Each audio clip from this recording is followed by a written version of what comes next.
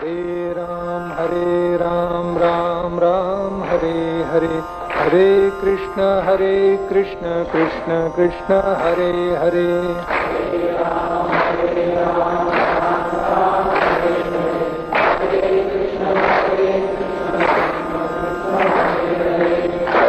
राम राम राम हरे हरे, हरे कृष्ण कृष्ण कृष्ण हरे हरे,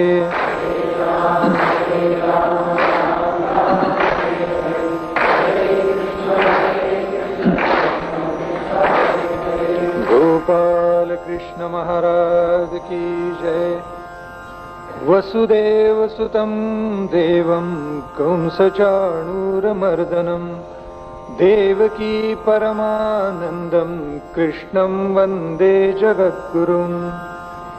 यं ब्रह्मा वरुणेन्द्ररुद्रमरुतस्तुन्वन्ति दिव्यैस्तवै, वेदैः साङ्गपदक्रमोपनिषदै गायन्ति यं सामगाः।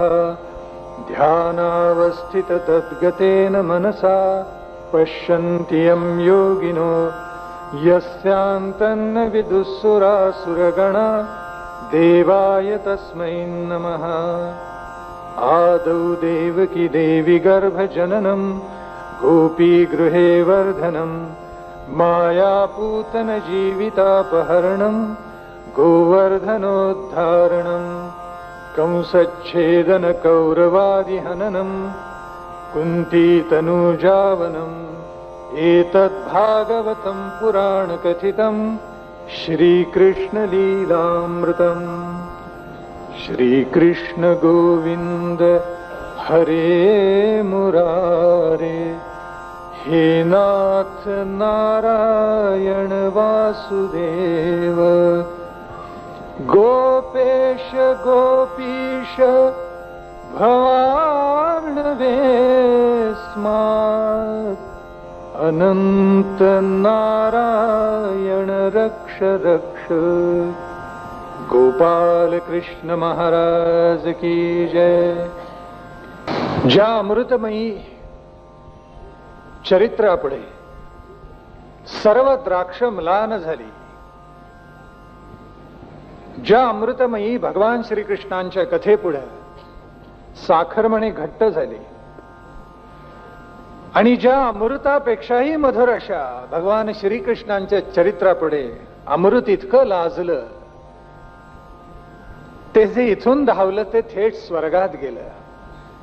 इतकी जी कथा मंगल आहे, इतकी जी कथा मधुर आहे, इतकी जी कथा पावन आहे, ही पावन कथा आपल्या अंतःकरणात साठवण्यासाठी आणि त्याप्रमाणे अंशतः का होईना आचरण करण्यासाठी प्रतिदिनी या ठिकाणी अत्यंत प्रेमाने येणारे सर्व कृष्ण भक्त भगिनीनो आणि बांधवांनो,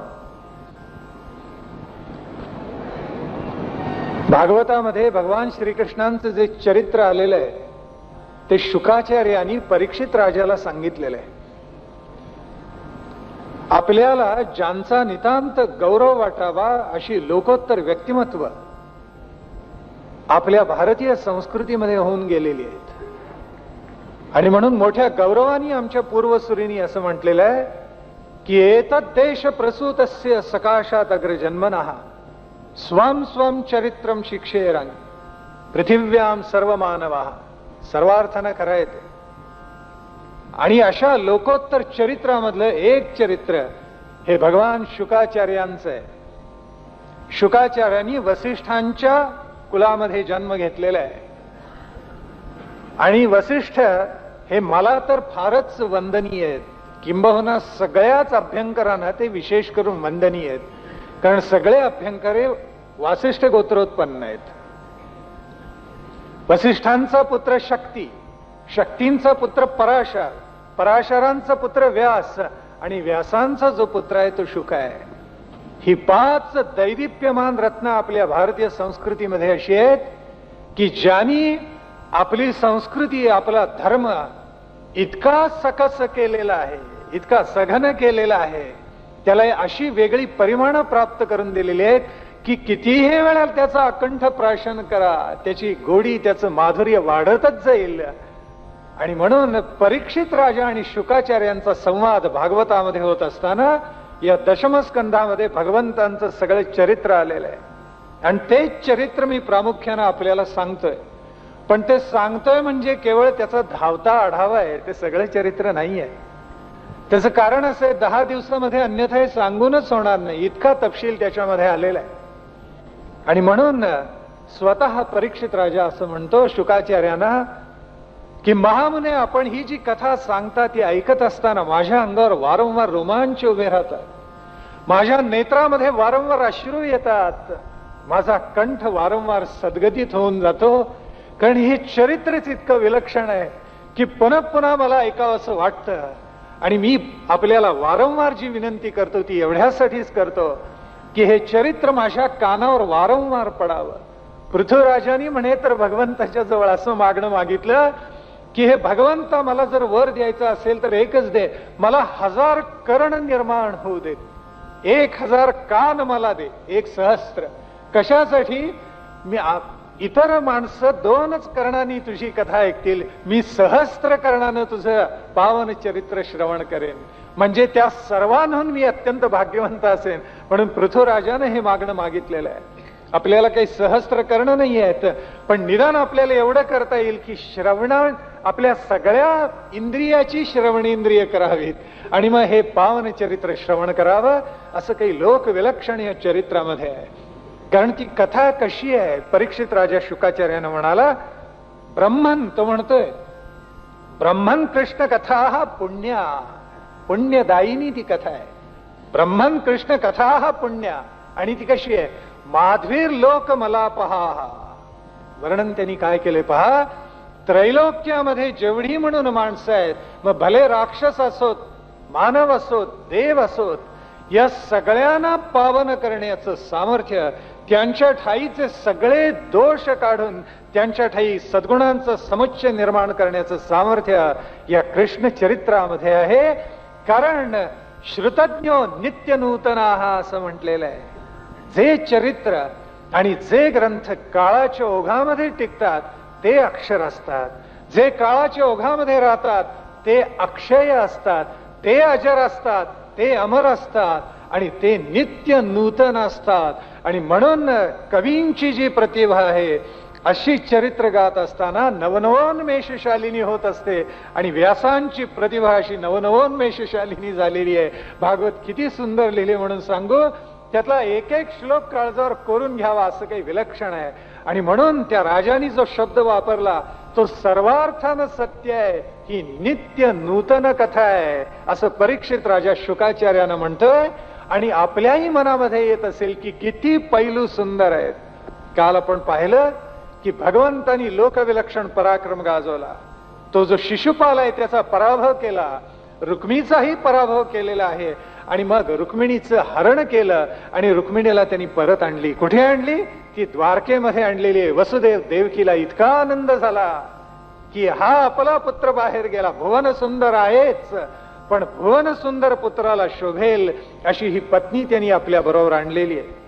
मी काल उल्लेख केला की रुक्मिणीनं जो संदेश पाठवलेला आहे तो थिल्लर संदेश नाहीये, कुणी साधं प्रेमपत्र लिहावं इतका तो असा संदेश नाहीये.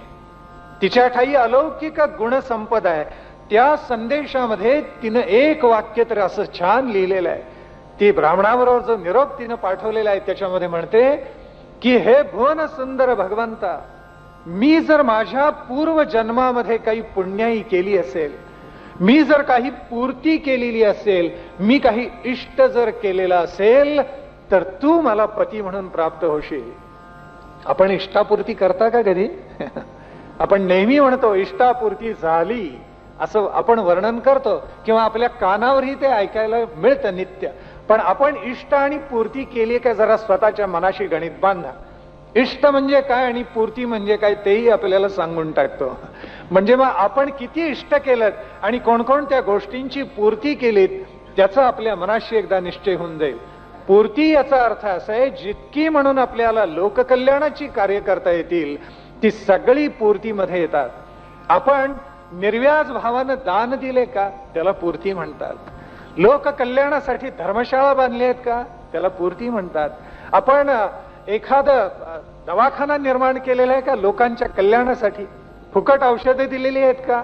मग त्याला पूर्ती असं म्हणतात. आपण देवालयांची उभारणी केलेली आहे का? त्याला पूर्ती म्हणतात. लोक कल्याणाची म्हणून जेवढी जेवढी कार्य आहेत या सगळ्याला पूर्ती असं म्हणतात. आणि इष्ट म्हणजे आत्मोन्नतीसाठी सदा रत राहणं, याला इष्ट असं म्हटलेलं आहे. याचा अर्थ असा की अग्निहोत्र केलं पाहिजे, वेदविद्येचा अभ्यास केलेला पाहिजे, उपनिषदा आपण पचवलेली असली पाहिजेत, भगवंताचं नामस्मरण नित्य आपण करत असलं पाहिजे. हे सगळं जर आपण करत असू तर त्याला इष्ट म्हणतात. म्हणजे व्यक्तिगत आत्मोन्नती जी आहे त्याला इष्ट म्हणायचं, आणि लोक कल्याणाचं जे कार्य आहे त्याला पूर्ती असं म्हणतात. याला इष्टापूर्ती असं म्हटलेलं आहे आपल्याकडे. आता ज्यानं त्यानं आपल्या मनाशी हिशेब बांधायचा की आत्मोन्नत व्हावं म्हणून आपण किती प्रयत्न केला, आणि भगवंतानी आपल्या ओटीमध्ये उदारपणे जे घातलं ते लोक कल्याणासाठी किती वापरलं. तन मन धन झिजवावं असं म्हणतात. म्हणजे तनानी लोकांची सेवा करावी, समाजाची देशाची सेवा करावी, मनानी तर समर्पितच व्हावं जनकल्याणासाठी, आणि धनाचा प्रामुख्याने उपयोग हा राष्ट्राच्या उन्नतीसाठी करावा. याला आपण पूर्ती असं म्हणतो. आणि आत्मोन्नती म्हणजे जेवढं म्हणून आपल्याला पावन होता येईल, शुची होता येईल, पवित्र होता येईल, आणि धर्मग्रंथांचा उत्तमोत्तम अभ्यास करता येईल त्याला इष्ट असं म्हणतात. या इष्टाचं एकही साधन आधुनिक अभ्यासक्रमात ठेवलेलं नाहीये. मी ज्या 10 ग्रंथांचा उल्लेख केला प्रस्थानत्रयींचा, त्यातला एक बिंदू सुद्धा आपल्या अभ्यासक्रमात आलेला नाहीये दुर्दैवानं. मग आमची पुढची पिढी घडावी कशी? आम्ही नेहमी पुढच्या पिढीला फक्त दोष देतो की तरुण आमचे बहकलेले आहेत, ते काही करत नाहीत.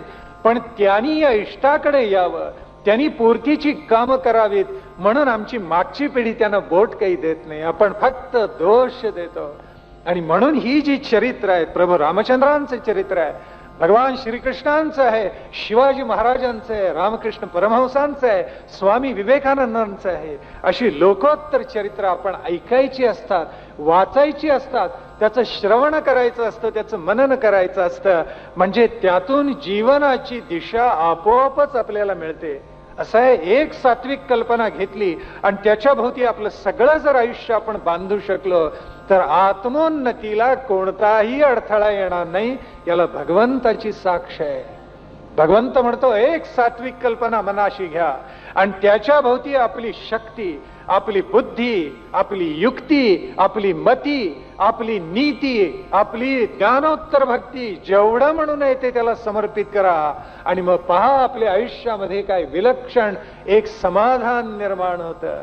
आणि म्हणून यांनी सुद्धा म्हटलेलं एकनाथी भागवत, ज्या एकनाथांनी लिहिलं त्यांनी एक सुंदर खंड काव्य लिहिलेलं आहे. 1600 त्याच्या ओव्यास आहेत आणि रुक्मिणी स्वयंवर या नावाचं काव्य आहे. हाच विषय जो काल मी आपल्याला सांगितला. आणि त्याच्यामध्ये ते असं म्हणतात की हे काय आहे, हे लग्नाचे, हे स्वयंवराचे निरूपण म्हणजे जीवाशिवाचे मिलन आहे. म्हणजे शिव म्हणजे भगवान श्रीकृष्ण आणि जीव म्हणजे रुक्मिणी आहे. आणि त्यातून समाधान कोणाला मिळेल त्यांनी सांगितलेलं आहे, जे सात्विक आहेत त्यांना समाधान मिळेल. आपण सात्विक आहात म्हणून कृष्ण कथा ऐकायला येतात. जे सात्विक नसतात ते म्हणतात यात काय ऐकायचंय, आम्ही आपला MTV बघतो, असं काहीतरी भयंकर मनामध्ये असतं. ज्याची प्रवृत्ती सात्विक आहे तो अत्यंत स्वाभाविकपणे याच्याकडे वळतो. इष्ट आणि पूर्त अशी काही तपश्चर्या रुक्मिणीने केली आणि म्हणून तिला भगवंताचा लाभ झाला. आपणही काही अशी इष्टापूर्ती करावी म्हणजे भगवंत आपल्याला प्रसन्न होईल. आपल्याला ज्ञातही नसेल कदाचित, पण आमच्या काही ऋषींनी अशी तपश्चर्या केलेली आहे की भगवंत प्रसन्न झाल्यानंतर त्यांनी काय मागणं मागितलं असेल की मला गोकुळामध्ये जन्माला घाल आणि मला गोपीकर असा वर मागितलेला आहे. म्हणजे खरी निर्व्याज भक्ती माझ्या हातून घडेल. मला ऋषीचा जन्म नको, मला महर्षीचा जन्म नको, मला ब्रह्मर्षीचा जन्म नको, मला चक्रवर्ती सम्राटाचा जन्म नको. मला देणार असाल तर एकच जन्म द्या, गोपीचा जन्म द्या. म्हणजे माझ्या हातून निर्व्याज भक्ती घडेल.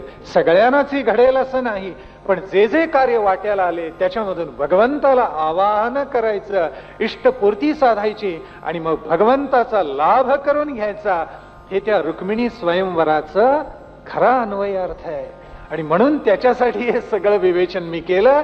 आजपासून आपण सगळेजण इष्टापूर्तीकडे वळणार याची मला खात्री आहे. अगोदर वळलेलो आहोतच, आणखीन निश्चयाने त्याच्याकडे वळणार. भगवंत ज्यावेळी माघारी आले त्यावेळेला द्वारकेमध्ये आनंदी आनंद सगळीकडे पसरला.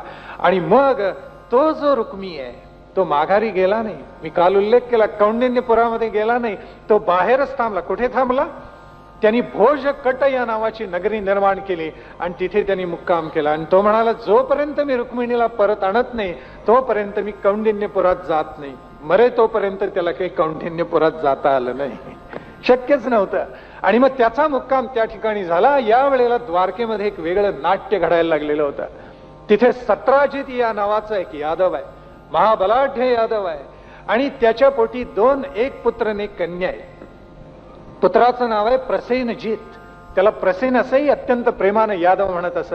आणि त्याची जी कन्या आहे ही कन्या अत्यंत लावण्यवती, अत्यंत रूपसंपन्न अशी गुणसंपन्नही आहे. आणि तिचं नाव आहे सत्यभामा. अतिशय देखणी आहे, पण थोडीशी मत्सरी आहे, पण दिसायला अत्यंत सुंदर आहे. आणि या सत्यभामेच्याही मनामध्ये आहे की श्रीकृष्ण आपल्याला पती म्हणून मिळावं. त्या कालखंडातली नावं सुद्धा पहा किती भारदस्त आहेत. धृतदेवा काय, शांतादेवा काय, उपदेवा काय, सत्यभामा काय, मित्रविंदा काय, रुक्मिणी काय, चिंटी मिंटी पेंटी असले एकही नाव त्या कालखंडामध्ये नाही. सगळं आधुनिक काळाचा प्रताप आहे. या सत्राजितानं सूर्याची सेवा केलेली, सूर्योपासक आहे तो, आणि सूर्याची इतकी त्यांनी उपासना केली, सूर्यदेव त्याला प्रसन्न झाले. आणि त्यांनी जो वर मागितलेला आहे तो काम्य आहे. म्हणजे ते व्रत त्यांनी जे केलेलं होतं काम्य व्रत आहे. आणि काम्य व्रत केल्यामुळे सूर्याने त्याला वर दिला की मी तुला एक अलौकिक माझ्या तेजाचा मणी देतो. त्या मण्याचं नाव आहे स्यमंतक. आपल्याला ज्ञात आहे सगळ्यांना कथा. स्यमंतक मणी दिला आणि तो त्यांनी आपल्या गळ्यामध्ये घातला आणि तो द्वारकेमध्ये आला. द्वारकेच्या बाहेर गेलाय, डोंगरावर तपश्चर्याला गेलेला होता. कारण अनेक पर्वत आहे, रैवतक पर्वत आहे, प्रवर्षण पर्वत आहे, आणि भगवंत प्रवर्षण पर्वतावर गेलेले होते. प्रवर्षण याचा अर्थ असा की 12 महिने 24 तास केव्हाही तिथे पाऊस पडतो, त्याला प्रवर्षण पर्वत म्हणतात. आपल्याकडे अनेक सुंदर पर्वत आहेत असे. आज त्यांच्या जागा आपल्याला शोधल्या पाहिजेत. मी काही ऐतिहासिक जागा मुद्दाम सांगणार आहे, उद्या परवा केव्हा तरी मुद्दाम सांगेन. या प्रवर्षण पर्वतावर तो तपश्चर्यासाठी गेलेला होता, रैवतक पर्वतावर गेलेला होता. आणि मग तपश्चर्या करून ज्या वेळेला परत आला त्यावेळेला त्याच्या गळ्यामध्ये तो स्यमंतक मणी आहे. सूर्याच्या तेजानं झळाळतोय आणि माणसानं नवल वाटलं की हा कोण आला. आणि माणसं धावत धावत भगवान श्रीकृष्णांच्याकडे आली आणि ते म्हणतायत जणू काही सूर्याचा एखादा गोळाच चालून येतोय द्वारकेवर असं आम्हाला वाटतंय. त्यावेळी भगवंत म्हणे रुक्मिणी बरोबर सारीपाठ खेळत होते आणि खेळता खेळता हसून म्हणाले, सूर्य वगैरे काही नाही आहे, आपला प्रख्यात सत्राजित तो स्यमंतक मणी गळ्यामध्ये घालून येतोय. सगळं माहितीये कृष्णाला. मला नेहमी नवल वाटतं त्याला अज्ञात अशी एकही गोष्ट नाहीये. त्याचं हेर खात हे सगळ्यात प्रबळ आहे, त्याचे दूत अत्यंत शहाणे आहेत. आणि ज्या राजाला म्हणे खरोखर आपलं राज्य टिकवायचं असतं त्याचे हेर आणि दूत हे अत्यंत सावध लागतात, अमात्य बुद्धिमान लागतात. आणि भगवान श्रीकृष्णांचा ऐश्वर्य असं आहे त्या दोन्ही गोष्टी त्याला प्राप्त झालेल्या आहेत. नवे स्वतःच्या कर्तृत्वाने त्यांनी त्या निर्माण केलेल्या आहेत. आणि मग सत्राजिताला त्यांनी जो स्यमंतक मणी आणलेला होता त्या स्यमंतक मण्याचं सामर्थ्य असं आहे की तो भारंभार सोनं देतोय दररोज. वाटलं की नाही आपल्याकडे पाहिजे म्हणून? आमच्या भगिनी वर्गाला तर विशेष करून वाटलं असेल. किती सोनं देतोय तो? 8 भार सोनं देतो असं वर्णन आहे दररोज. स्यमंतक मण्याचं सामर्थ्य असं आहे. काही असतात आपल्याला जर पातंजल योगदर्शनाचा अभ्यास करायचा असेल तर अवश्य करा. त्याच्यामध्ये या सिद्धींचं वर्णन केलेलं आहे. पण त्याला पूर्व अनेक जन्म जावे लागतात आणि मग माणसाला सिद्धी प्राप्त होतात. या सिद्धीनं मनुष्य असं काही निर्माण करू शकतो पण तो मग योगी होऊ शकत नाही असं पतंजलीने संदेश देऊन ठेवलेला आहे. तो तिथे ढासळतो. सिद्धींचा जर उपयोग केला तर तो योगी होत नाही. पण त्या योग्याला अशा सिद्धी असतात, अणिमाय, लघिमाय, गिरिमाय. आणि त्याच्यामधली एक सिद्धी अशी आहे की जगातलं सगळं धन तो योगी प्राप्त करू शकतो अशी ती सिद्धी आहे. त्या स्यमंतक मण्याच्या जागी असं काही सामर्थ्य होतं. 8 भार तो सोनं देत असत. आता 8 भार सोनं म्हणजे किती कदाचित आपल्याला माहिती असेल नसेल, पण जुनी परिमाणं ही जवळजवळ आपल्याला माहितीच नाहीयेत. आमच्या लहानपणी ढबू पैसा होता, आता हे नवीन पिढीतल्या विद्यार्थ्यांना माहिती असणंच शक्य नाही. आता सगळी छोटी छोटी नाणं झालीत. म्हणजे ढबू पैसा जितका मोठा होता तितका मोठा आजचा रुपया सुद्धा नाहीये. अशी काहीतरी चमत्कारिक परिस्थिती आलेली आहे. पण सांगतो आपल्याला, 1 भार सोनं म्हणजे किती मुद्दाम आपल्याला सांगतो. 4 व्रीही म्हणजे 1 गुंज सोनं झालं. 4 व्रीही, व्रीही असा शब्द येतो. 4 व्रीही म्हणजे 1 गुंज सोनं. 5 गुंज म्हणजे 1 पण. 8 पण म्हणजे 1 धरण. 8 धरण म्हणजे 1 कर्ष. 4 कर्ष म्हणजे 1 पल. 100 पल म्हणजे 1 तुला. आणि 20 तुला म्हणजे 1 भार. असं त्याचं गणित आहे. आता करा गणित. गुणिले 8 म्हणजे 8 भार सोनं दररोज निघत असे. सामान्यतः त्याचं गणित असं म्हणता येईल की 15 दिवस महिन्यामध्ये या सेमंतकांनी आपल्याला सोनं दिलं की 90 कोटी लोकांचं भारतातल्या वर्षभर आनंदाने पोट भरेल. इतकं सोनं निघत असे. 8 भार सोनं. काय थट्टा आहे? आणि म्हणून तो सत्राजित इतका श्रीमंत झालेला होता. आणि मग भगवंत एके दिवशी त्याला भेटायला गेले, सत्राजिताला. आणि ते म्हणतायत, काका मला आपल्याबद्दल अतिशय आदर आहे, पण मला असं वाटतं की हा सेमंतक मणी आपण आपल्याजवळ ठेवणं थोडं धोक्याचं आहे. आपण ठेवू नका. खरं तर इतकं धन हे राजाला उपयोगी असतं. व्यक्तीला त्याचा काय बरं उपयोग आहे? एका विशिष्ट मर्यादेपर्यंत सोनं ठेवावं, एका विशिष्ट मर्यादेपर्यंत धन ठेवावं, प्रपंचाला उपयोगी आहे. समर्थ म्हणाले, प्रपंची पाहिजे सुवर्ण आणि परमार्थी पंचीकरण. आम्ही फक्त प्रपंची सुवर्ण करतो, परमार्थी पंचीकरण म्हणजे काय माहितीच नसतं आम्हाला. पण प्रपंचामध्ये सुवर्ण पाहिजे. आवश्यकते इतकं सुवर्ण आपण ठेवावं, जास्ती ठेवू नये. नाहीतर मग ते स्विस बँकेत ठेवावं लागतं. असे काहीतरी घोटाळे होतात. म्हणून जेवढं आवश्यक आहे तेवढंच घ्यावं. जास्तीचा गृहस्थाश्रमी माणसांनी सोनं टाकावं असं मुळीच नाही. आपल्या लक्षात आलं असेल की आपल्याकडे एवढी भव्य परंपरा आहे लोकांची, लोकोत्तर नेत्यांची, पण त्यातल्या बऱ्याच जणांनी परमार्थ अधिक शिकवलाय. भगवान श्रीकृष्णांचं आणि प्रभू रामचंद्रांचं 2 अशी लोकोत्तर चरित्र आहे की ऐहिकी साधा आणि पारलौकिकी साधा दोन्ही सांगणारी लोकविलक्षण चरित्र आहेत. म्हणून ती आज आसे तो हिमाचल आमच्या हृदय सिंहासनावर विराजमान झालेली आहेत. त्यातलं रहस्य हेच आहे, प्रपंचही कसा करावा आणि परमार्थही कसा करावा शिकावा कोणाच्या चरित्रातून? भगवान श्रीकृष्णांच्या. भगवंत त्या सत्राजिताला म्हणाले, हा जो सेमंतक मणी आहे हा राजाला जास्ती उपयोगी आहे, म्हणून तू कोणाला दे? राजा उग्रसेनाला दे, म्हणजे माझ्या आजोबांना दे. पण राजा, तो राजा आहे, तो द्वारकेच्या मथुरेच्या कल्याणासाठी त्या सोन्याचा वापर करेल. हे काही त्यांनी ऐकलं नाही. सत्राजितांनी भगवंतांना धुडकावून लावले. त्याचं भाग्य एवढं आहे की भगवंत स्वतः दारी आलेले आहेत आणि म्हणतायत की अरे सेमंतक मणी दे. खरं म्हणजे जन्मजन्मांतरीचं वैभव त्याच्या चरणावर घालावं असं त्या भगवंताचं सामर्थ्य आहे. पण तेवढं काही त्यांनी ऐकलं नाही सत्राजितांनी. त्याचा परिणाम असा झाला की प्रसेनजित हा त्याचा जो मुलगा आहे तो साधारण शिशुपालाच्या वंशामधलाच आहे, तसा त्याच कर्तृत्वाचा आहे. त्याला फार हौस होते ते सेमंतक मणी सगळ्यांना दाखवण्याचा. आणि सेमंतक मणी गळ्यात घालून तो मिरवत असे सगळ्या द्वारकेमध्ये. आणि तो एके दिवशी शिकारीला गेला. शिकारीला गेला आणि दुर्दैवानं असं घडलं की एका सिंहाने त्याच्यावर झडप घातली आणि त्याला मारलं. मेला तो प्रसेनजित. आणि त्याच्या गळ्यातला मणी तिथेच पडलेला होता. आणि त्यावेळेला जांबुवान त्या ठिकाणी आला. तो तिथे कुठेतरी गुहेमध्ये शेजारी राहतोय. आणि त्या जांबुवानाने पाहिलं आणि मग तो मणी त्यांनी काढून घेतला. त्या सिंहाला मारलं आणि तो मणी काढून घेतला. आणि तो त्यांनी कुठे नेला? आपल्या गुहेमध्ये नेलेला आहे. आणि कुणाला जर दिला असेल तर त्याचा परिवार त्या गुहेमधला मोठा आहे. एक लहान बालक कोणीतरी पाळण्यामध्ये, त्या पाळण्यावर त्यांनी तो सेमंतक मणी टांगून ठेवला. आणि तो बाळ त्याच्याकडे पाहते, आनंदाने खेळते. लहानपणापासून त्याच्या लक्षात आलं महत्वाचा मणी आहे. बरोबर कळलं त्याला सुद्धा. आणि मग इकडे चर्चा अशी सुरू झाली की प्रसेनजित तर परत आला नाही. सत्राजिताला काळजी वाटायला लागली. आणि मग पहिल्यांदा त्याच्या मनामध्ये विकल्प काय आला? अरे कृष्णाने तर याचं काहीतरी वेडवाकडं केलं नाही. देवावर सुद्धा आळ घेणारी माणसं जगात असतात. आणि मग सत्राजित भगवंतांना म्हणायला लागला, प्रसेनजित शिकारीला जो गेलाय तो आलाच नाही, आता आपण काहीतरी करा. त्यावेळेला भगवान श्रीकृष्ण तिथून उठले आणि गेले. मग सगळ्यांच्या असं लक्षात आलं की सिंहानी त्या प्रसेनजिताला मारलेला आहे. पण द्वारकेमध्ये कुजबूज सुरू झाली. माणसे इतक्या हलक्या कानाची आणि हलक्या जिभेची असतात, काय सांगायचं, की त्यांना चटकन एखादी गोष्ट खरीच वाटते. तशी द्वारकेमधल्या अनेक मंडळींना खरी वाटायला लागली.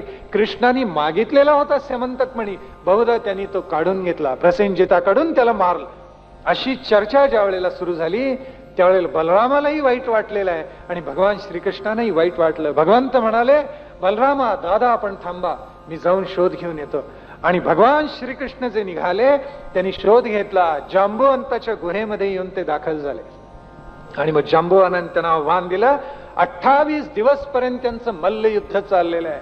अत्यंत सामर्थ्यशाली आहे तो जांबुवान. आणि मग हे 28 दिवस पर्यंत युद्ध झालं आणि शेवटी गुडघे टेकून तो जांबुवान शरण आला आणि तो म्हणाला, भगवान मी चुकलो. त्यांनी तो मणी परत दिला भगवंतांच्याकडे.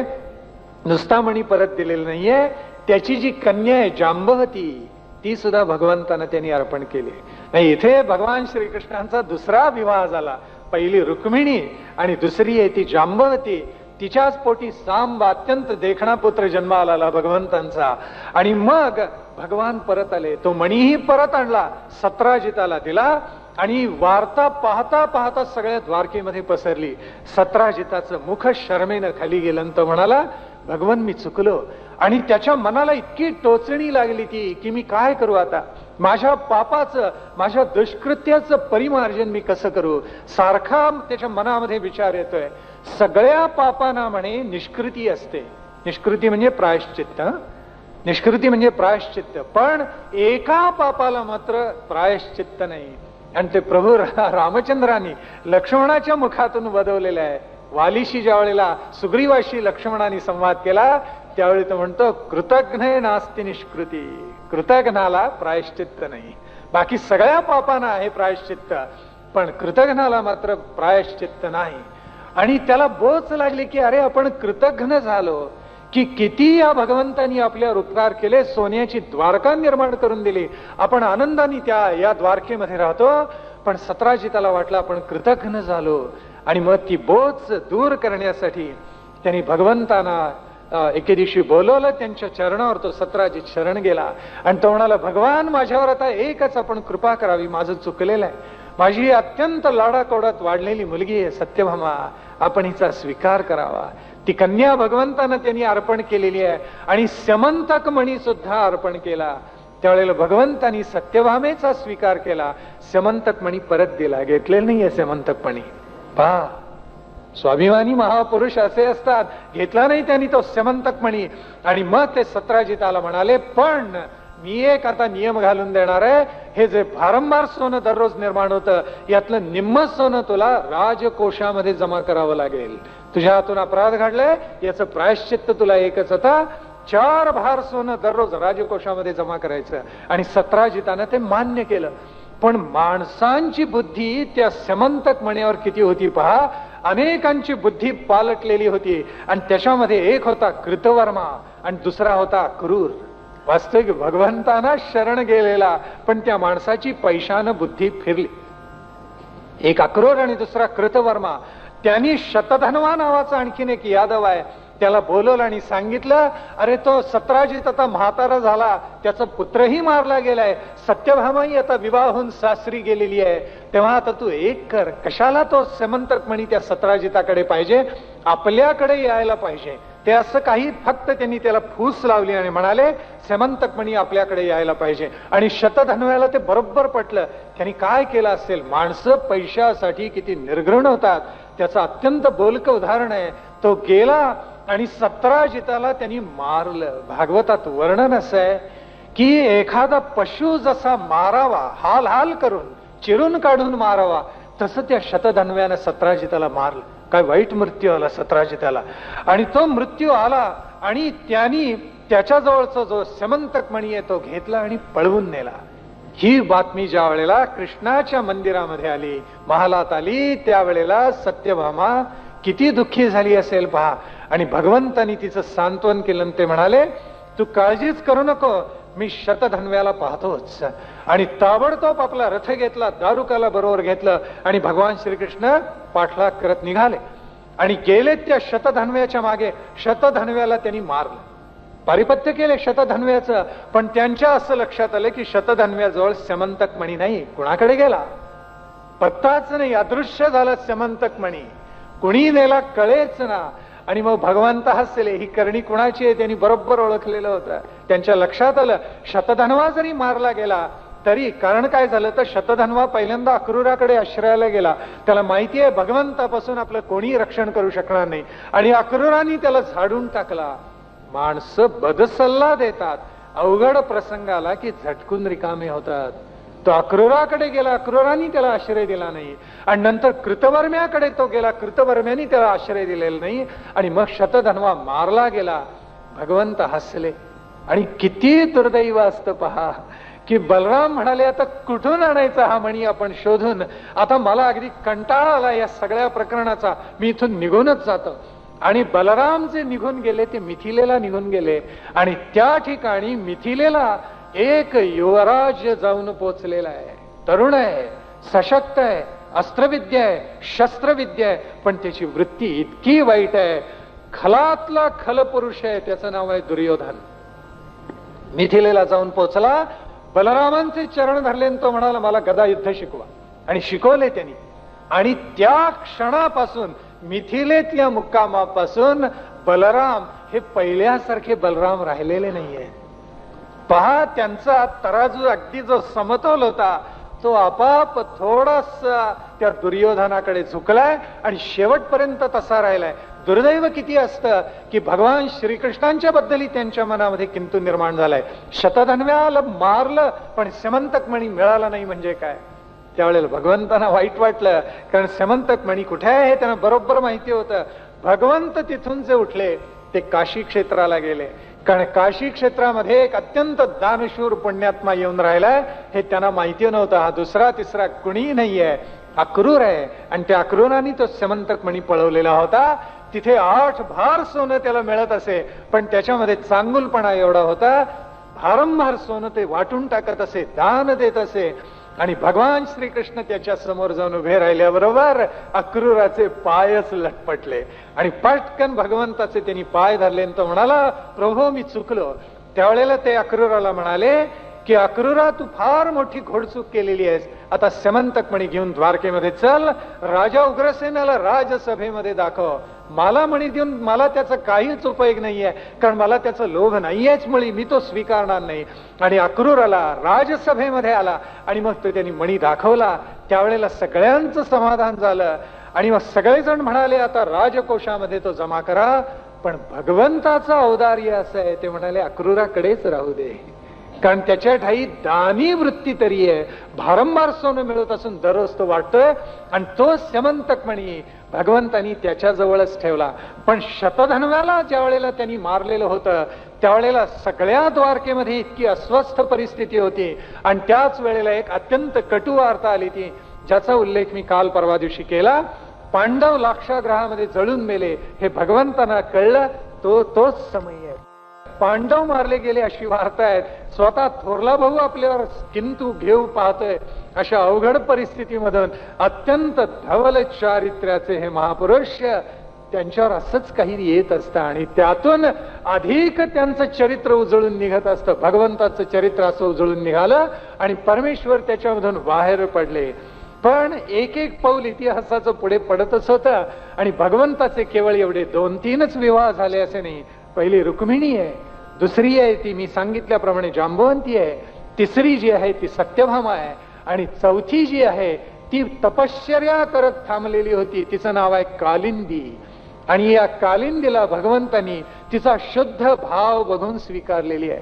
असंख्य वर्ष तिने तपश्चर्या केली आणि मनाशी म्हटलं की भगवान श्रीकृष्णांसारखा लोकोत्तर पुरुष माझा पती असावा.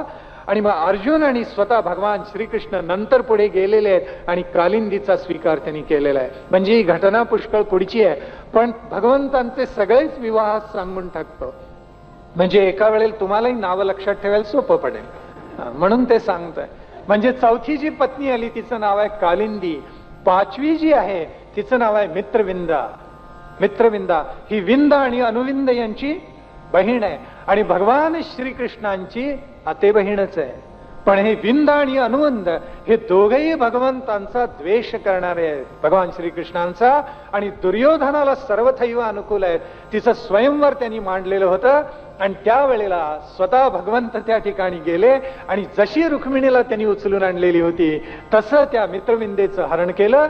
अनेक राजे त्यांच्या विरुद्ध लढाईला आलेले होते, त्या सर्व राजांचं त्यांनी पारिपत्य केलं आणि मग मित्रविंदा ही त्यांची 5वी पत्नी झालेली आहे. आणि मग त्या द्वारकेमध्ये केवढा आनंद उसळलेला असेल पहा. पण भगवंतानी आणखीन 3 विवाह केलेले आहेत. त्याच्यामधली एक भद्रा आहे, शेवटची आहे ती लक्ष्मणा सुद्धा आहे.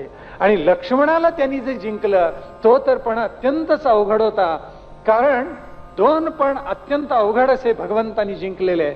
भद्रा जी आहे हा एकच विवाह कोणतंही विघ्न न येता पार पडलेला आहे. भद्राचे जे भाऊ आहेत, ही भद्रा सुद्धा त्यांची आते बहीण आहे. आणि त्यांचे जे संतर्दन वगैरे भाऊ आहेत त्या भद्राचे केकय अधिपतीचे पुत्र आहेत. त्यांनी अत्यंत प्रेमाने आपली बहीण ही भगवंतांना अर्पण केलेली आहे. आणि बरोबर कितीतरी अक्षौहिणी सैन्य दिलेलं आहे. काल मी विचारलं, एक अक्षौहिणी सैन्य म्हणजे किती? तर अनेकांनी त्याची उत्तरं लिहून आणली. मला खरंच आनंद वाटला. मला असं वाटायला लागले दररोज आता ग्रहपाठ द्यावा. एक अक्षौहिणी सैन्य म्हणजे किती? 21,870 रथ, 21,870 हत्ती, 65,610 घोडेस्वार घोडे आणि 1,09,350 पदाती. हे मिळून जेवढं सैन्य होतं या सैन्याला एक अक्षौहिणी सैन्य असं म्हणतात. मला कौतुक वाटलं. तो 5वीतला एक विद्यार्थी आहे प्रणव म्हणून, त्यांनी लिहून आणले. त्याची पाठ थोपटली पाहिजे खरी. शाबास, त्याचं कौतुक त्याला द्या नंतर काहीतरी. त्याला खरंच बक्षीस द्यायला पाहिजे. 5वीतला विद्यार्थी आहे आणि त्यांनी ही बरोबर उत्तर लिहून आणलेलं आहे. त्याचं खरंच कौतुक केलं पाहिजे. अनेक अक्षौहिणी सैन्य या भद्राच्या भावानी या भगवंतांना अर्पण केलं आणि भगवान परत आले. आणि त्याच वेळेला नग्नजित जो राजा होता त्याची जी कन्या आहे तिचं नाव आहे सत्या नागनजिती असं तिचं नाव आहे. सत्या म्हणत असत, नागनजिती असं तिचं दुसरं नाव आहे. आणि सत्या नागनजिती याच नावाने ती भागवतामध्ये ओळखली गेलेली आहे. पण प्रेमानं तिला घरामध्ये सत्या म्हणत असत. आणि हिच्या वडिलांनी एक अत्यंत अवघड पण ठेवलेला होता. तो पण अत्यंत अवघड आहे. तो पण असा होता की त्याच्या गोशाळेमध्ये 7 माजलेले बैल आहेत. आणि यांनी पण काय ठेवलाय सत्याच्या वडिलांनी की या 7 माजलेल्या बैलानं जो वेसण घालेल तो माझ्या कन्येचा पती होईल. अनेकांनी प्रयत्न केला. सशक्त राजे आहेत, सामर्थ्यशाली राजे आहेत, एकाही राजाला ते करता आलेलं नाही. भगवंत गेले आणि म्हणे, हे भागवतात वर्णन आहे, लीलया त्यांनी 7 ही बैलांना पकडलं, वेसण घातली आणि गोशाळेत नेऊन बांधलेलं आहे त्यांना. आणि मग राजाला इतकं कौतुक वाटलं भगवान श्रीकृष्णांचं. सत्य नागनजिती त्यांना अर्पण केली. सत्येला घेऊन ते ज्या वेळेला परत यायला लागले त्यावेळेला पुन्हा विघ्न आलं. पण भगवंतांनी या सगळ्यांचं पारिपत्य केलं आणि ती 7वी पत्नी त्यांना प्राप्त झाली. ती खरं तर 6वी आहे, भद्रा 7वी आहे आणि 8वी जी त्यांची आहे ती लक्ष्मणा आहे. आपण जर भागवताचा 10व स्कंधातला 83वा अध्याय जर काढून वाचला त्याच्यामध्ये द्रौपदी आणि अन्य स्त्रिया त्या ठिकाणी आलेल्या आहेत असं वर्णन आहे.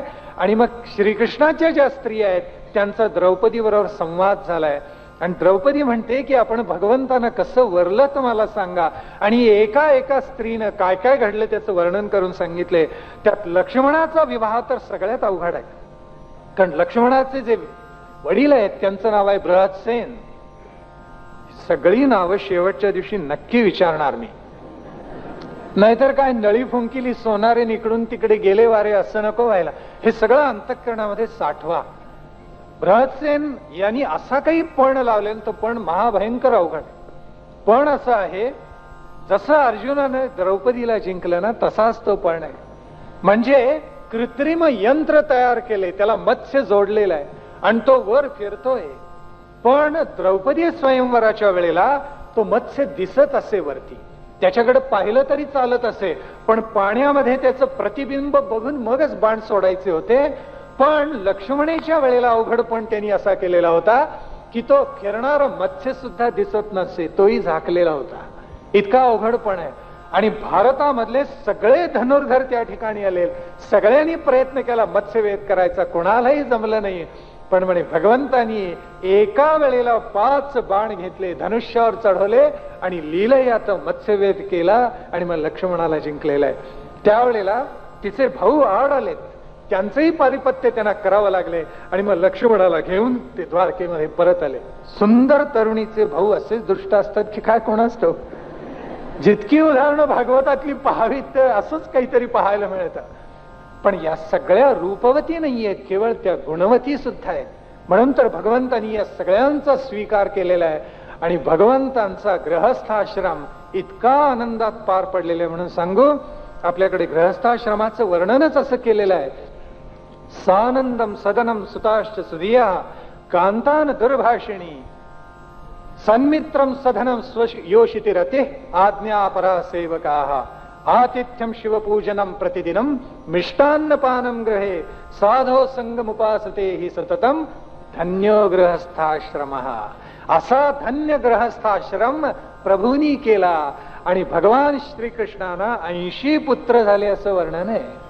80 पुत्र भगवान श्रीकृष्णांना झाले आणि त्यांना एकच कन्या झाली आणि ती रुक्मिणीला झालेली आहे. त्या मुलीचं नाव आहे चारुमती, गोड नाव ठेवले भगवंतांनी तिचं.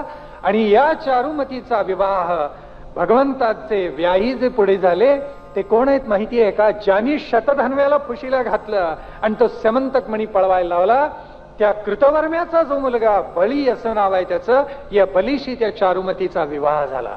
पण भगवंत इतके उदार आहेत की ते म्हणाले चूक झाली असेल पण त्याचं परिमार्जन होऊ दे. कृतवर्मा हा सन्मार्गाकडे वळू दे, पण तो काही शेवटपर्यंत वळला नाही. कौरवांच्याकडून भगवंतांच्या विरुद्ध लढलाय, त्यांचाच व्याही. पण ही चारुमती त्या कृतवर्म्याच्या मुलाला दिली आणि गृहस्थाश्रम भगवंतांचा इतका आनंदामध्ये चाललेला होता. आणि एवढ्यात एक दूत त्यांच्याकडे आला आणि तो म्हणाला, भगवंत आपण लोकोत्तर कार्य करत आहात, सद्धर्माची प्रतिष्ठापना करत आहात, दुष्टांचं हनन करत आहात, पण एक उतला मातलेला दुष्ट आहे, त्याचं पारिपत्य आपल्याला करायलाच पाहिजे. त्याचं नाव आहे भौमासुर. त्याला लोक नरकासुर म्हणून सुद्धा ओळखतात. त्याची राजधानी इतकी दुर्गम आहे की सामान्य जन काय देव सुद्धा त्या ठिकाणी पोहोचू शकत नाहीत. भगवंत कृपा करा आणि या भौमासुराचा आपण पारिपत्य करा. त्यावेळेला भगवंत निघाले. त्याची राजधानी त्या भौमासुराची आहे. ती कुठे आहे ती मी आपल्याला सांगतो. आसाम मध्ये, आजचा जो आसाम आहे त्या कालखंडामध्ये त्याला कामरूप म्हणत असत. आणि त्या कामरूपाची जी राजधानी आज जशी गौहाटी, तशी त्या कालखंडामध्ये आपल्याला माहिती आहे की गौहाटी जसं प्रमुख शहर आहे तसं त्या कालखंडामध्ये प्राग ज्योतिषपूर हे महत्वाचं केंद्रबिंदू असलेले शहर त्या कामरूप म्हणजे असमचं होतं. नावच पहा असम असं आहे. आसाम नव्हे बरं का, खरं नाव असम. म्हणजे ज्या ठिकाणी भूमी विषम आहे, ज्या ठिकाणी पर्वत आहेत, ज्या ठिकाणी असंख्य नद्या आहेत, अनेक दर्या आहेत आणि ज्या ठिकाणी सैन्याला जाता येत नाही, तो भाग म्हणजे असम. औरंगजेबानी जंग पछाडले पण शेवटपर्यंत त्याला आसाम जिंकून घेता आला नाही. त्या ठिकाणी आमचा जो सेनापती होता त्याचं नाव सुद्धा आपल्याला माहिती नसेल. त्याचं नाव आहे लाचित बडफुकन. किती जणांनी नाव ऐकलं असेल? शिवाजी महाराजांच्या कालखंडातलाच हा महापुरुष आहे, पण तो आपला विषय नाही. पण यांनी आसाम असं काही झुंजवलेलं आहे म्हणून सांगू की औरंगजेबाला शेवटपर्यंत भूभाग जिंकता आला नाही. इथे हे प्राग ज्योतिषपूर त्याचं केंद्रबिंदू असलेलं ठिकाण आहे. कामरूप असं या नावाने तो भूभाग ओळखला जात होता भगवंताच्या कालखंडामध्ये. आणि भगवान निघाले. सत्यभामेने हट्ट असा धरलेले मी येणार आणि भगवंतांनी तिला बरोबर नेले. अन्य कोणत्याही युद्धात कधीही कोणत्याही स्त्रीला नेलं नाही, पण एकदाच फक्त त्यांनी सत्यभामेला नेलेलं आहे असं इतिहास आपल्याला सांगतो. सत्यभामा ही थोडीशी रुसकी, थोडीशी चिडकी, थोडीशी कशी तडतडी म्हणतात ना तशी आहे, थोडीशी रागावणारी आहे, थोडीशी मत्सरी सुद्धा आहे. आणि भगवंतांनी तिला बरोबर घेतलं, गरुड घेतला आणि गरुडावर स्वतः बसलेले आहेत ते. आणि भगवंत निघाले, कामरूपकडे गेले, प्राग ज्योतिषापुराकडे गेले. त्या प्राग ज्योतिषापुराची रचना अशी आहे, सभोवती पहाड आहे, पहाडाच्या आत दर्या आहेत, त्याच्यात आत सगळी अस्त्र लावलेली आहेत. त्या अस्त्राच्या आत आगीचा एक भूभाग निर्माण केलेला आहे. त्याच्या आतमध्ये त्यांनी विषारी वायू सोडलेला आहे, त्याच्या पुढे खंदक खणलेला आहे, त्याच्या आतमध्ये 5 मुखा असलेला मूर राक्षस ठेवलेला आहे आणि त्याच्यामध्ये सुखे नैव आतमध्ये निद्रा करतोय तो भौमासुर उर्फ नरकासुर. त्याच्यापर्यंत पोचणंच अशक्य आहे, पण भगवंत गेले, त्यांनी ते पहाड उल्लंघून पलीकडे गेलेले आहेत, दर्या ओलांडलेले आहेत, त्याच्या पलीकडे भगवंत गेले, सुदर्शन चक्र टाकलं, अस्त्र सगळी होती ती मोडून काढलेली आहेत, त्याच्या पलीकडे जाऊन पोचले, विषारी वायूवर मात केली. विषारी वायूचा प्रयोग केवळ दुसऱ्या महायुद्धात झाला असं समजू नका. हा भौमासुर उर्फ नरकासुर विषारी वायूचा प्रयोग करत असे इतिहास सांगतो आपल्याला. त्याच्याही पलीकडे भगवंत गेले, अस्त्रांची फळी होती ती मोडली, तो मूर राक्षस चाल करून आलेला होता. भगवंताच्या 5 मुख आहेत, त्याला 7 पुत्र आहेत आणि ते एकापेक्षा एक बलाढ्य आहेत. त्याच्या नावं बहुतेक सगळी सूर्याची आहेत बरं का. नभस्वान आहे, त्याच्यामध्ये वसुवान आहे, एक अरुण आहे, एक भास्वर आहे. पण गंमत पहा, हे सगळे अंधाराची साथ देणारे पुत्र आहेत आणि या सगळ्यांच्या विरुद्ध भगवंतांना लढावं लागले. भगवंतांनी त्याचं पारिपत्य केलं, चक्र टाकलं, मूर राक्षसाची 5 मस्तक तोडून टाकली आणि मग मात्र तो संतापलेला जो भौमासुर उर्फ नरकासुर आहे तो लढायला आला आणि न भूतो न भविष्यती असं दोघांचं द्वंद्व युद्ध झालं. सगळी सृष्टी जणू स्तब्ध होऊन गेली आणि भगवंतांनी त्याचं शेवटी पारिपत्य केलं. खडगाने त्या नरकासुराचं मस्तक धडा वेगळं केलेलं आहे आणि केवढा आनंदी आनंद दाटला असेल. नरकासुराला मारला तो दिवस आपण दीप प्रज्वलित करून साजरा करतो. आपल्याला माहिती आहे नरक चतुर्दशी आहे, त्या दिवशी भगवंतांनी त्याचं पारिपत्य केलं, त्याला मारलं. दिवाळीचा तो पहिला दिवस आहे, त्यावेळीपासून दिवाळी सुरू झाली. नरकासुराला मारला, अंधाराचं साम्राज्य गेलं, आता नवा उदयाला आला तो पराक्रमाचा सूर्य भगवान श्रीकृष्णांच्या रूपानं. म्हणून दिवाळीचा प्रारंभ झाला, इतका आनंद झाला. त्याचं कारण आणखीन एक महत्वाचं असं आहे, हा जो नरकासुर आहे तो महाभयंकर आहे. यांनी 16,000 स्त्रियांना पळवून आणलेलं आहे. नीचातला नीच आणि खलातला महाखल असा तो पुरुष आहे. 16,000 स्त्रियांचं अपहरण केले. तरुणी आहेत, काही विवाहित नाहीयेत, सगळ्या तरुणीच आहेत. 16,000 स्त्रियांना त्यांनी पकडून आणलेलं आहे आणि आपल्या तुरुंगामध्ये ठेवलेलं होतं. ज्या वेळेला या सगळ्या 16,000 स्त्रियांची मुक्तता केली त्यावेळेला त्या म्हणाल्या, भगवान आता आम्ही जाणार कुठे आणि आमचा समाज तरी आम्हाला कसं स्वीकारणार, आम्ही काय करू, आम्हाला आता दिशा दाखवा, आपल्याशिवाय आम्हाला आता मार्गच उरलेला नाहीये. त्यावेळेला भगवान श्रीकृष्णांनी त्या 16,000 स्त्रियांचा स्वीकार केला आणि म्हणून असं म्हणतात की भगवान श्रीकृष्णांच्या स्त्रिया किती, 16,108 म्हणे. 16,100 स्त्रिया त्या डांबून ठेवलेल्या होत्या, त्यांची मुक्तता केली. कदाचित असंही असेल एखाद्या स्त्रीचा भगवंतांनी स्वीकार केला आणि भगवंतांनीच उदाहरण घालून दिल्यामुळे द्वारकेमधल्या असंख्य तरुणांना त्या स्त्रियांचा स्वीकार करावा लागलाय. त्या तरुणींचा भगवंतांनी एक लोक विलक्षण उदाहरण घालून दिलं की या सगळ्या स्त्रियांचा मी स्वीकार करतो आणि भगवंतांनी या सगळ्या स्त्रियांचा स्वीकार केला. एवढ्यात गंमत अशी घडली, या सगळ्या स्त्रिया द्वारकेमध्ये आलेल्या आहेत, पुन्हा द्वारकेचं वैभव वाढलेलं आहे आणि त्यावेळेला रुक्मीची जी मुलगी आहे तिचं नाव आहे रुक्मवती. या रुक्मवतीचा विवाह प्रद्युम्नानी तिला स्वयंवरामध्ये उचलून आणलं. म्हणजे रुक्मीच्या त्या जखमेवर पुन्हा एकदा थोडस मीठ चोळलं गेलेलं आहे आणि पुढे असा योग आला की रुक्मीची जी नात आहे तिचं नाव आहे रोचना. या रोचनेचा विवाह प्रद्युम्नाचा जो मुलगा अनिरुद्ध त्याच्याबरोबर झालेला आहे. म्हणजे रुक्मी जितका विवाह करत, जितका विरोध करतोय विवाहाना, तितके हे नाते संबंध अधिकाधिक निर्माण होत आहेत. आणि या नरकासुराचा जो दुसरा मित्र आहे त्याचं नाव आहे बाणासुर आणि हा इतका माजलेला आहे, संपत्तीनं आणि वैभवानं इतका बलाढ्य झालेला आहे की त्यांनी शंकराची पूजा बांधली आणि शंकर त्याला प्रसन्न झाले. शंकर भोळे असतात म्हणे. महादेवानी किती वर दिलेत म्हणून सांगू, किती शंकरांनी वर दिलेले आहेत आणि त्याच्यामुळे अनंत राक्षस हे उतले मातलेले आहेत आणि भगवंतांना त्यांचा बंदोबस्त पुढे करावा लागलेला आहे. त्यांनी बाणासुराला वर असा दिला की मीच तुझ्या राजधानीचं रक्षण करतो. बघूया कोण आहेत. हा अवंतीचा राजा आहे, म्हणजे उज्जैनचा राजा आहे बाणासुर. आणि मग तो इतका उतला मातला आणि त्याची जी मुलगी आहे त्या बाणासुराची तिचं नाव आहे उषा आणि तिनं स्वप्नामध्ये म्हणे अनिरुद्धाला पाहिलं आणि त्या अनिरुद्ध उषेचा विवाह झाला, कारण त्या उषेची जी मैत्रीण आहे ती योगिनी आहे. आणि ती योगिनी असल्यामुळे ती चित्रा जी आहे ती म्हणते, तू काळजीच करू नकोस, जगामधले सगळे पुरुष मला सामर्थ्याने दिसू शकतात. आणि तिने चित्र काढली आहेत. आणि त्या ज्या वेळेला अनिरुद्धाचं चित्र काढलं त्यावेळेला उषा लाजली. आणि मग ती जी चित्र आहे ती योगिनी असल्यामुळे आपल्या अलौकिक सामर्थ्यानं तिनं त्या अनिरुद्धाला पलंगासकट म्हणे उचलून आणला. आणि तो तिच्या प्रत्यक्ष अंतःपुरामध्ये अनिरुद्धाला ती घेऊन आली. त्या दोघांचा गांधर्व विवाह झाला. आणि हे ज्या वेळेला बाणासुराला कळलं त्यावेळेला बाणासुराने त्या अनिरुद्धाला पकडलं आणि ठेवलं. आणि स्वतः भगवंत रक्षणासाठी धावून गेलेले आहेत. तो बाणासूर शंकराला असं म्हणाला की प्रभो, देवाधिदेवा महादेवा, काय करू, माझ्या ठाई एवढंच सामर्थ्य आहे, इतकी शक्ती आहे, पण दुर्दैवानं माझ्या बरोबर लढायला कुणीच नाही, तुम्ही सुद्धा नाही. त्यावेळी भगवान म्हणाले, इतकी तुला खुमखुमी आली का, थांब, लवकरच तुझं पारिपत्य करणारा महावीर येईल. आणि आलेच भगवान चाल करून आले. लुटुपुटूची पहिली लढाई झाली. कुणात मध्ये झाली म्हणे, कृष्ण आणि शंकर याच्यामध्ये झाली. आणि मग कृष्णाने शंकरांना नमस्कार केला आणि ते म्हणाले, खरा शत्रू तर पुढेच आहे. आणि पुढे ओलांडून त्यांना पुढे गेलेले आहेत. भगवान श्रीकृष्ण हा साक्षात विष्णूचा अवतार आहे. आणि आपल्याकडे हरिहर संगम आहे, आपल्याला ज्ञात आहे.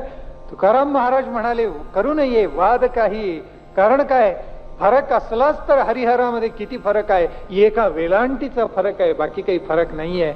आणि पहा बरं, भगवान श्रीकृष्ण, भगवान विष्णू नित्य अमृताचं पान करतात, म्हणून शंकर कर्पूर गौर झालाय. परिणाम कुणावर झाला असेल तर शंकरावर झालाय. आणि शंकराने हलाहलाचं प्राशन केलं, त्याचा परिणाम विष्णू निळे सावळे झालेत. काय फरक आहे सांगा, अद्वैत आहे दोघांच्या मध्ये. म्हणून हरिहर संगम आपल्याकडे नित्य मानला जातो. आणि म्हणून शंकरांनी कृष्णाला नमस्कार केला, कृष्णाने महादेवाला नमस्कार केला आणि पुढे गेले. असा अलौकिक पराक्रम गाजवलेला आहे. बरोबर बलराम सुद्धा आहेत. त्यांनी भांडक आणि कुपर्णक या नावाचे दोन महाबलाढ्य राक्षस बाणासुराचे उजवे डावे हात आहेत, दोघांचंही पारिपत्य केलं. आणि भगवंतांनी अशी लीला दाखवली, अलौकिक पराक्रम गाजवला. त्याचे सगळे जे बाहू आहेत, सहस्त्र बाहू आहे, तो बाणासूर जो आहे तो सहस्त्र बाहू छेदून टाकले, दोनच बाहू शिल्लक राहिले. आणि मग एक अमोघ बाण भगवंतांनी आपल्या धनुष्यावर जडवला. आणि त्याला ते अभिमंत्रित करणार एवढ्यात जगा वेगळं काहीतरी घडलेलं आहे. त्या बाणासुराची जी आई आहे तिचं नाव आहे कोटरा. ती कोटरा धावत आली. भागवतामध्ये वर्णन असं आहे, ती कशी आली माहिती आहे का, की आपल्या पुत्राच्या प्राणांची भीक मागण्यासाठी आलेली आहे. आणि बाण हा हातात पडेल तेव्हा आपण तसंच काहीतरी केलं पाहिजे, म्हणून ती स्त्री अंगावर एकही वस्त्र न घालता आली. आणि त्यावेळेला भगवंतानी तो बाण खाली घेतला आणि ती तशीच रणांगणावर बसली, टाव फोडलाय, आक्रोश केलेला आहे. आणि ती म्हणाली, भगवंता माझ्या पुत्राला जीवनदान दे. आणि मग मात्र भगवंतानी खरोखरच या बाणासुराला जीवनदान दिलं. कोटरीच्या अंगावर आपलं वस्त्र पांघरलेले. किती भाग्यवंत स्त्री असली पाहिजे. भगवंतानी स्वतःच वस्त्र त्या कोटरीला दिलं. बाणासुराचे प्राण वाचले. अनिरुद्ध उषेचा अत्यंत आनंदाने विवाह झाला. पण दुसरा जो विवाह जो झाला तो रोचने बरोबर झाला, मी सांगितलं. आणि त्यावेळेला एक अत्यंत कटू घटना घडली. यादव त्यावेळेला कसे माजलेले होते त्याचं उदाहरण आहे. भगवंत म्हणाले ना, वृष्णी आणि अंधकी दोन्ही कुळ अत्यंत संपन्न आहेत, महाबलाढ्य आहेत, पण यादव हे उतलेले आहेत, मातलेले आहेत, माजायला लागलेत. तेव्हा जुगारी दोन पुत्र जशी दुर्दैवी आई सांभाळते तसं या दोन्ही कुळानं मी सांभाळतो असं भगवंत म्हणत असत. प्रसंग असा आला की रोचना आणि अनिरुद्ध यांचा विवाह झालेला आहे. आणि सगळी मंडळी उठून भोजकट शहरामध्ये गेलेली होती. रुक्मिणी सुद्धा आता नाईलाजानं का होईना या सर्वांचं आनंदानं स्वागत केलं. विवाह सोहळा अतिशय उत्तम प्रकारे पार पडला. दुर्दैव असं ओढवलं की द्यूत खेळायला मंडळी बसली. द्यूत खेळू नये. भगवंत आयुष्यात कधी द्यूत खेळलेले नाहीयेत. पुढे तर त्यांनी म्हटलेलं आहे की द्रौपदी, मी जर त्यावेळेला द्वारकेमध्ये असतो तर हस्तिनापुरातलं द्यूत होऊच दिलं नसतं. शाल्वा बरोबर लढायला गेलेत ते, आणि म्हणून हा द्यूत प्रसंग ओढवला. इथे द्यूत कुणी मांडला असेल तर रुक्मिणी बलरामाला बोलवलं आणि तो म्हणाला, या या बलरामा, आपण द्यूत खेळूया. आणि कलिंग नरेश हा त्याचा मित्र आहे आणि दुसरा आहे तो रुक्मी आहे. हे दोघही बसले आणि बलरामाच्या बरोबर द्यूत खेळायला प्रारंभ झाला. दोघही फासे टाकण्यामध्ये प्रवीण आहेत आणि खेळाला प्रारंभ झाला. पहिले काही जे पण लावलेले होते ते सगळे बलराम हरला आणि मग मोठा पण 1 कोटी सुवर्ण मुद्रांचा लावलेला होता. त्यावेळेला बलरामाने तो पण जिंकला आणि ते काही रुक्मीला सहन झालं नाही, कलिंग नरेशाला सहन झालं नाही. दोघही असं म्हणायला लागले, बलरामा तुम्ही हा पण जिंकलेला नाही, पण जिंकला असेल तर आम्हीच जिंकलेला आहे. आणि खोटं बोलायला लागले. रुक्मी म्हणतोय, बलरामा तुम्हीच खोटं बोलताय, पहा पहा कलिंग नरेश साक्षी आहे, त्याला विचारून पहा पण कुणी जिंकला. आणि कलिंग नरेश आनंदानं नाचायला लागला आणि म्हणायला लागला, रुक्मीनं पण जिंकला, रुक्मीनं पण जिंकला. आणि दोघही हे बलरामाला खोटं ठरवू पाहतायत. असे काही 4-5 गाव गेले आणि मग बलरामाला इतका संताप आला की त्यांनी तो पट उचलला. कलिंग जो नरेश आहे त्याच्या मुखावर मारलाय, त्याचे सगळे दात पाडले. आणि हे प्रकरण इतक्या पुढे गेलं म्हणजे माणसाचा विवेक आणि भान कसं सुटतं पहा, की तो लग्नाचा अत्यंत मंगल प्रसंग आहे आणि भगवंत तिथे नाहीयेत. दूत त्यांनी पाठवले आणि त्यांच्या लक्षात आलं काहीतरी अनवस्था प्रसंग ओढवणार आणि भगवंत तसेच उठले, घाईघाईनं निघाले. पण तेवढ्या दुर्दैवानं असं घडलं की बलरामानी त्या रुक्मीचा वधच केला, संपूर्णच टाकलं. यापुढे कटकटच नको या माणसाची. हा अत्यंत पापी आणि खोटारडा आहे. बलरामानी त्याला शास्त केलं, मारून टाकलं. ते काहीच असं बोट लागलं पहा त्या सगळ्या लग्न प्रसंगाला, विवाह प्रसंगाला. पण भगवंतानी सगळ्यांचं सांत्वन केलं, रोचनेला बरोबर घेतलं, अनिरुद्धाला बरोबर घेतलं आणि परत आले. ते द्वारकेमध्ये येऊन दाखल होतायत न होतायत तोपर्यंत एक दूत त्यांच्या समोर येऊन उभा राहिला आणि तो म्हणाला, मी पौंड्रक राजाचा दूत आहे. आणि तो राजा स्वतःला वासुदेव पौंड्रक म्हणून घेत असे. भगवान श्रीकृष्ण ज्या सगळ्या आयुधांनी सुसज्ज असत त्या सगळ्या आयुधांनी तोही सुसज्ज असे. भगवान ज्याप्रमाणे गळ्यामध्ये वैजयंती माळा घालत असत, हातामध्ये सुदर्शन चक्र घेत असत, गदा धारण करत असत, पद्म घेत असत, शंख हातामध्ये धारण करत असत, तशा सगळ्या मुद्रा हा वासुदेव पौंड्रक धारण करत असे. आणि त्याचा दूत त्याला निरोप देता झाला भगवंतांना आणि म्हणाला, हे कृष्णा, तू ही सगळी जी आयुध धारण केलीस ते टाकून दे. अरे आमच्या राजाची तू कॉपी करतोस काय? ह्या नक्कल करतोस सही आमच्या राजाची. तुला शास्तच केला पाहिजे अशा आमच्या राजाचा निरोप आहे. वासुदेव पौंड्रक असा त्याला म्हणतात. म्हणजे भगवन जसं गंध लावत असत तसं तो गंध लावत असे. भगवन जसा मुकुट घालत असत तसा मुकुट घालत असे. भगवंतांना पीतांबर अत्यंत प्रिय होता म्हणून तो स्वतः पीतांबर धारण करत असे. भगवंत जी शस्त्र धारण करत ती शस्त्र धारण करत असे. काही जणांना नव्या नाकानं दिवाळी साजरी करायची हौस असते ना, त्यापैकी येतो. आणि म्हणून भगवंत उठले, दारुकाला बरोबर घेतलं, चतुरंग दल बरोबर घेतलेलं आहे आणि पौंड्रक वासुदेव पौंड्रकाबरोबर युद्ध झालं. आणि त्याचा निकाल सांगण्याची गरजच नाहीये. वादळ पुढे पाचोळा कुठे टिकतो का? भगवंतानी सुदर्शन चक्र टाकलं, वासुदेव पौंड्रकाला मारलं. त्याचा जो एक अत्यंत दुष्ट मित्र होता त्याचं नाव आहे काशीराज. या काशीराजाचं सुद्धा पारिपत्य केलं. आणि काशीराजाचा जो मुलगा आहे त्याचं नाव आहे सुदक्षिण. हा सुदक्षिण इतका संतापला आणि तो म्हणाला, या भगवंतानी येऊन आपल्या काकालाही मारलं, आपल्या वडिलांनाही मारलेलं आहे. आणि म्हणून त्यांनी एक अघोरी प्रकार केला. तांत्रिक वामाचारी त्यांनी बोलवले, एक अत्यंत वाईट प्रकारचा यत्न केला आणि त्याच्यातून एक कृत्य निर्माण झाली. तो म्हणाला, जा आणि भगवंताचा वध कर. स्वतःला हा भगवान म्हणून घेतो, या श्रीकृष्णाचा वध कर. आणि ती कृत्या खरोखर चालून आली. भगवंतानी सुदर्शन चक्र टाकलं आणि त्या कृत्येचा वध केलेला आहे. आणि मग त्या कृत्येच्या शरीरातून आणखीन एक उपकृत्या निर्माण झाली. ती तशीच परत आली आणि तिनं कुणाचा वध केला असेल? सुदक्षिणाचा वध केलेला आहे. म्हणून माणसानी मनामध्ये असं ठेवू नये, दुसऱ्याचं वाईट चिंतू नये, तेच त्या माणसावर उलटतं असा या कथेचा अर्थ आहे. आणि मग भगवंतानी वासुदेव पौंड्रकाला नमवलं, काशीराजाला नमवलेलं आहे. बाणासुराचं पारिपत्य केलं, नरकासुराचा वध केला, त्या 16,000 स्त्रियांना सोडवलं. किती त्यांना मनामध्ये गौरव वाटला असेल भगवंताचा. आणि मग त्यांना असं वाटलं की या भगवंताची किती वेळेला दिवसामधून पूजा करावी.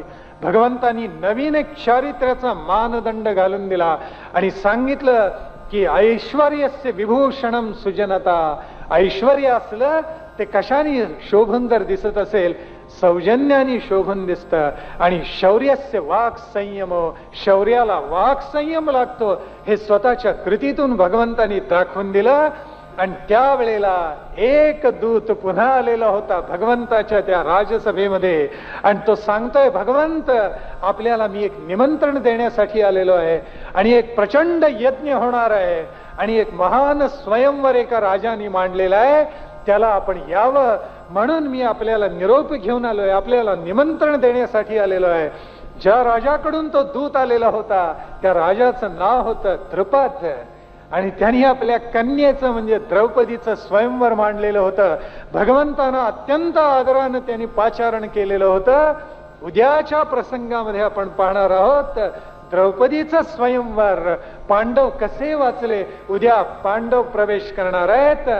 भगवंताचा सखा प्रत्यक्ष अर्जुन प्रवेश करणार आहे, ते मनामध्ये धारण करायचं आणि भगवंताचा सगळा हा अलौकिक पराक्रम अंतःकरणामध्ये धारण करायचा आणि आज इथे विरमायचं. आपल्या सगळ्यांना प्रार्थना आहे, आपण सभागृहामध्ये असा, बाहेर वरांड्यामध्ये असा, पण आरती झाल्याशिवाय कुणीही जाऊ नये. आरती याचा अर्थ आर्त असा आहे. आर्त होऊन भगवंताला साथ घालायची, ती साथ घातल्याशिवाय कुणीही जाऊ नये, अशी आपल्याला विनम्र प्रार्थना आहे. गोपाल कृष्ण महाराज की जय. ओवाळू आरती मदन गोपाळा, श्याम सुंदर गळा वैजयंती माळा. जय देव जय देव. चरण कमल जाचे अतीव सुकुमार, गज वज्रांकुश चरणी द्विजाचा तोडर. जय देव जय देव. ओवाळू आरती मदन गोपाळा, श्याम सुंदर गळा वैजयंती माळा. जय देव जय देव. नाभी कमळी जाते ब्रह्म्याचे स्थान, हृदयी पदक शोभे श्रीवत्सलांचन. जय देव जय देव. ओवाळू आरती मदन गोपाळा, श्याम सुंदर गळा वैजयंती माळा. जय देव जय देव. मुख कमल पाहता सूर्याच्या कोटी, वेधले मानस हारपली दृष्टी. जय देव जय देव. ओवाळू आरती मदन गोपाळा, श्याम सुंदर गळा वैजयंती माळा. जय देव जय देव. जडित मुकुट ज्याचा दैदिप्यमान, तेने तेजे कोंदले अवघे त्रिभुवन. जय देव जय देव. ओवाळू आरती मदन गोपाळा, श्याम सुंदर गळा वैजयंती माळा. जय देव जय देव. एका जनार्दनी देखिले रूपा, एका जनार्दनी देखिले रूपा. रूपा पाहो जाता झाले तद्रूप. जय देव जय देव. ओवाळू आरती मदन गोपाळा, श्याम सुंदर गळा वैजयंती माळा. जय देव जय देव. गोपाल कृष्ण महाराज की जय.